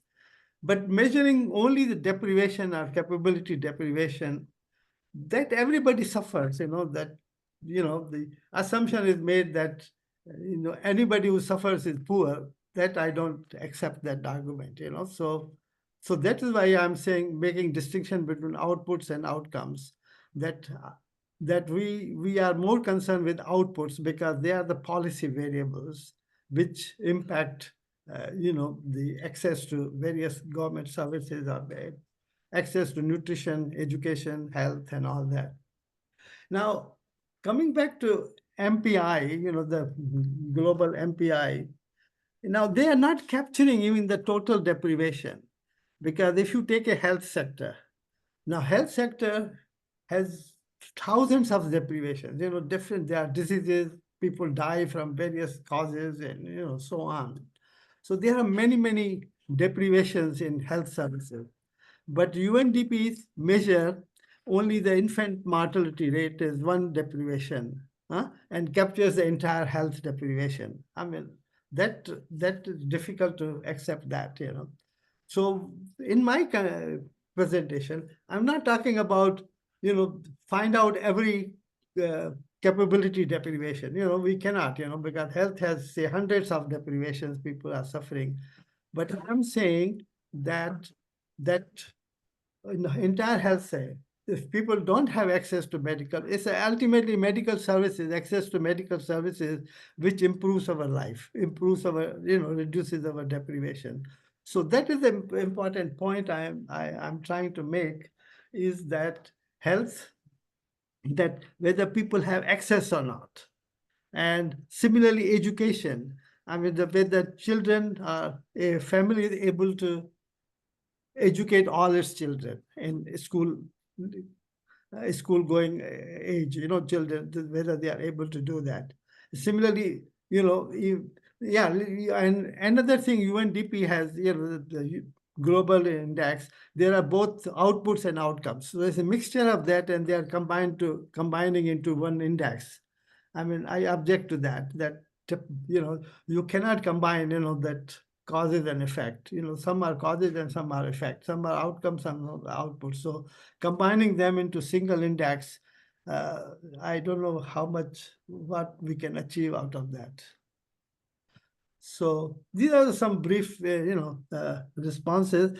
But can we, this discussion was very informative and very useful. So can we, to go forward, can we make a can we, write it up, all these discussions we have made, in view of my paper, and maybe bring out another working paper of the gift, that will be very useful, because I want to incorporate all these discussions which are made today by Professor Kundu and Professor Chakravarti. They are very, very useful, and they should be brought out. So if I can get in writing. Professor Kakwani, that's a very interesting suggestion. I think we also look forward to have a much more of a face. This is a issue of much contemporary relevance and much relevance for India. Everything said and done, with despite all our progress that we talk about, all the big dreams that we are dreaming, many are going to bed with empty food, and it's an important issue. We'll see whether how we can think of a face-to-face discussion in Kerala itself. With all of you around, we'll try to see Joseph, that. can I just make one sentence? Hmm? I'm leaving now. I Why think not? it's a wonderful suggestion that Dr. Kakwani has given. And Yeah. I would suggest that he should organize a meeting either in Yeah. Australia or in the United States of America, where he is located, and invite all the panelists and the organizers there. We can prepare our substantive comments in a research paper, and he can jointly edit and publish it. I think that will be a wonderful idea. Unless, Joseph, you have some other sources of putting us together in a physical mode, right? Thank you very much. Yeah, I think, yes, that would be wonderful if we can bring out a paper which. Yeah, exactly. We can bring out a volume. Yeah. Professor Kakwani, you how resourceful are, how much are your capabilities and functioning in Australia and United States? What do you mean by my capabilities? I See mean, again. how much resources can you mobilize for? Oh, I can, yeah, my mobilization of resources is zero. Because I'm retired, I have no connection with the university, no institution. All right. I'm doing everything on my own, from But talking. But in principle, Kundu Saab was against any radical things. He would rather, you are trying to go for recommending incremental. So let us do not radical like in America and Australia. Let us do incremental in some. Trivandrum is no compensation. I know it. But do we need resources for No, that? I Do we think- need a lot of resources? I said, I think, can we have one question if anybody wants? Otherwise, one question. No. Because I want to respect my audience who came, particularly youngsters. I know how, yeah, I think you should. Above the age of 40 are not permitted to ask any question. And if you have to say your name and age, one question. Hello, good evening, sir. Yeah. Pardon? Hello, Yes. good evening, sir. This is Balakrishna here from Bits Pilani, Rajasthan. Buddy, you are above 40, you are below 40, are you sure? Yes, sir, I'm 35 now. I know, okay, Oh, I remember you, don't worry. Please, Okay. welcome, Buddy. Nice to hear from you. I know I know we both, yeah, great. Okay. Thank you, sir. It was really a wonderful discussion and very wonderful to hear you from Kakwani, sir, because I have also read most of your papers on this aspect. So I have two quick questions, sir, to you. So my first question is related to this multidimensional poverty itself. That is about, like, as you know, recent studies also discuss about this MODA analysis, that is multiple overlapping deprivation analysis. Do you think that it is better to go for that aspect? What this broadly discusses that, let's say, if a child is 1 year age, so not having vaccination is a deprivation, but not having education is not a deprivation. While a child of 12 age, not having vaccination is not deprivation, but not having education is a deprivation. So do we need to segregate different age categories and try to provide a composite index for analyzing the overall deprivation analysis? That is number one. My second question is related to particularly. One question, one person. I think. Sir, just one more, just straightforward. You put it as half question. Okay. Okay. Yeah, half question. Yeah. My second question is related to when discuss about availability, that is regarding, let's say, whether someone has bank account or not, LPG connection or not. Do you think it's better to go for availability and accessibility and affordability as well? Because as the recent access survey says, although most of the people has Ujjwala survey, but only few could able to afford it and few could able to utilize it. So in that regard, thank you, sir. No, about your last point about the bank account, that one of the indicators in Niti Aayog's multidimensional poverty. I mean, I don't know, just having it's very useful to have a bank account for everybody, so that all the government programs and all that, the money can be transferred directly to the people. But I think the more interesting indicator will be whether people, poor people who have no collateral, can they access the credit?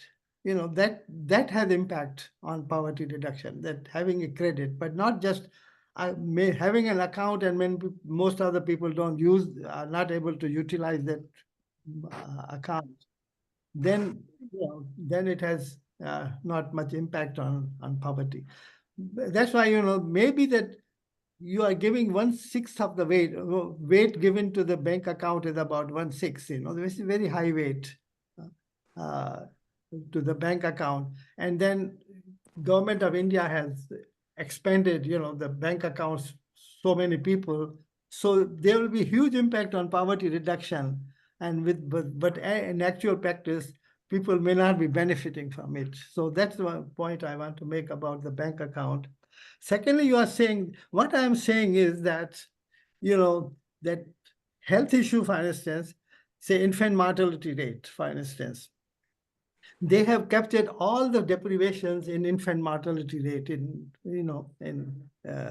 this index. I mean, that's very difficult to believe because people suffer so much suffering.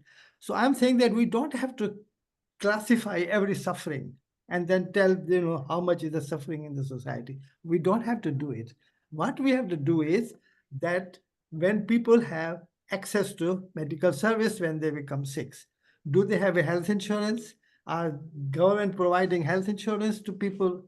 Those are the important issues, So I'm not going into hundreds of, deprivations people are suffering. They can suffer, but my contention is suffering is okay. Everybody suffers, but some people have access to medical services to reduce their suffering.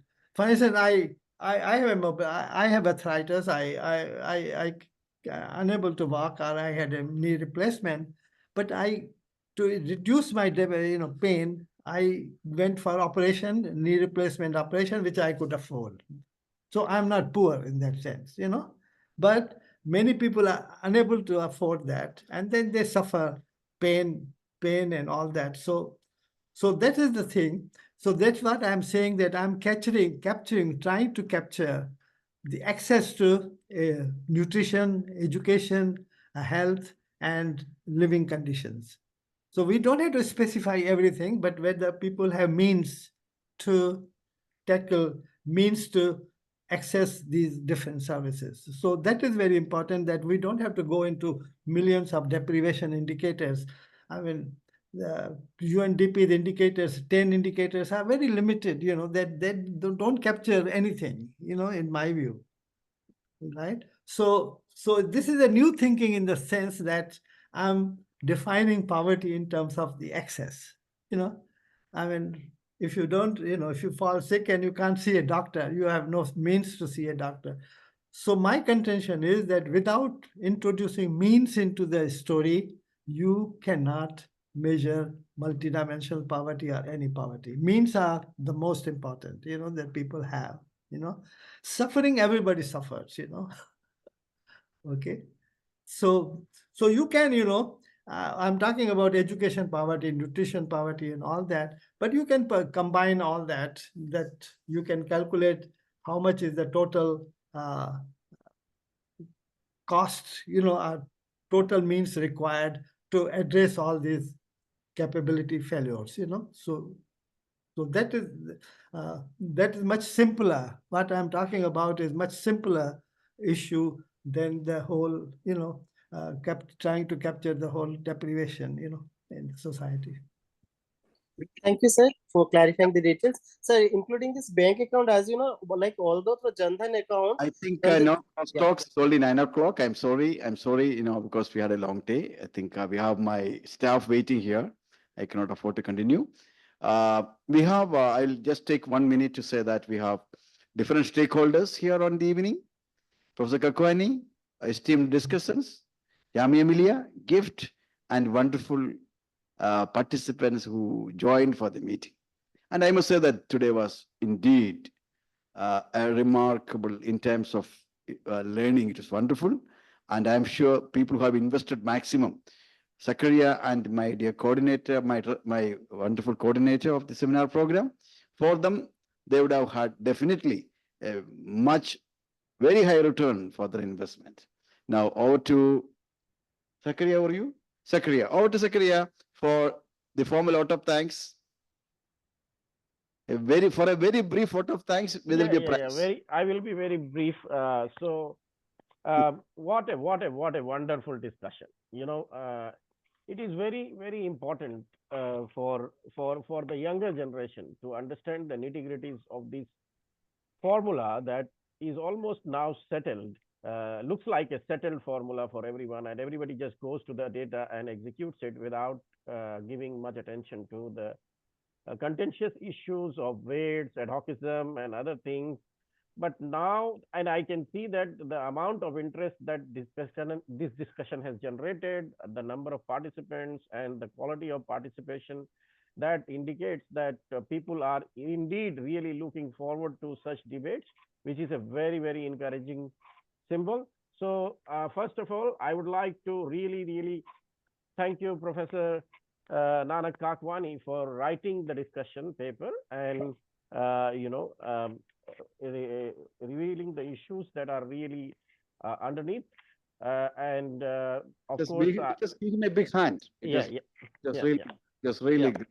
Yeah, it was a great initiative by you, sir, and thank you for taking the time out at such an early morning in Los Angeles time. So you are really committed to this issue. We can understand that very clearly from the kind of the way we have been approaching this symposium. So, and I would like to also thank Professor Amitabh Kundu, who spoke very passionately about the kinds of practical problems that we face given the data limitations that we have and the theoretical construct that we have. And we have to choose something in between, which is reasonable enough for practical purposes. And again, I'm really thankful to Professor Achin Chakravarti for really getting into deeper insights of the paper and bringing in the richness of the information that multidimensional poverty, particularly the joint distribution property of multidimensional poverty, that brings in. But whether the actual formula that is currently functional, whether that actually utilizes that joint probability, joint information is a question. But yes, one of the reasons why multidimensional poverty initially got justified was because of that. So thank you very much for all the commentators. And now I would like to thank my two bosses, Professor KJ Joseph and Professor Ashraf Lian, who had been constantly supporting us for organizing these kind of debate and discussions in policy spaces and theoretical spaces. So thank you very much. And I would like to thank all the participants who have shown extreme patience, because this is very late, and the number of participants that joined our discussion, that clearly indicates the kind of interest that participants are showing in this discussion. So thank you very much. And I also like to thank all the technical team of the GIFT for organizing such a wonderful online discussion and without any hassle. Thank you very much, sir. Thank you very much, Zakaria, and of course, my coordinator over here. And of course, we are thankful to Jamia Millia for joining with us. Wonderful. Again, thank you once again for all our friends. Good night. Thank you, Joseph Saab, for a wonderful day. And in future also, we can think of some collaborative. Yeah, sure, we should join events. Sure. Thank you, Nanak Saab, and thank you, Amitabh Kundu, and thank you, Achin Chakravarti sir. Thank you very much, Joseph Saab. Thank you. Good night. It was a wonderful evening. It's a wonderful evening. Enlightening evening. Thank you. Achin, we shall be in touch. Yeah, sure. Sure. Great. Thank you. Great. Bye. Bye.